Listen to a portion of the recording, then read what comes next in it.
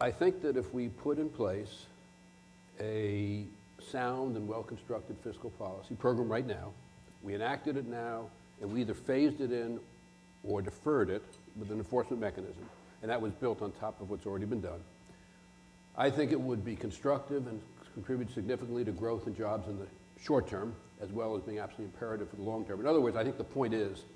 that deficit reduction, if it's soundly constructed, or a soundly constructed program, would be very constructive for the short term as well as being imperative for the long term. And I think in the short term, there basically be three advantages. Number one, I speak to a fair number of people who run companies on a regular basis because it's part of what I do, and I don't think there's any question that now and for quite some time, our fiscal outlook, which is unsustainable certainly over time, our fiscal outlook has created a lot of uncertainty about future policy, and that in turn has deterred hiring and investment, and it has heightened the concern about whether we can govern, all of which has been a detriment to current job growth. Secondly, with the sequester in place, if you put in place instead of that a program of the kind I've just described, you could phase it so that you would either avoid completely or at least greatly reduce fiscal drag. And finally, at least the way I would construct a fiscal program, you would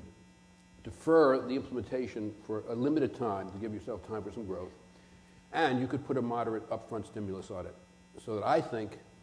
that our current fiscal situation has seriously impeded hiring and seriously impeded job growth, and I think if you put in place kind of program that I very briefly got at but didn't fully describe, I think it'd be very constructive. The bond market's a different matter. The one advantage you wouldn't get that you ordinarily would get is rates are already as low as they're going to get, I think.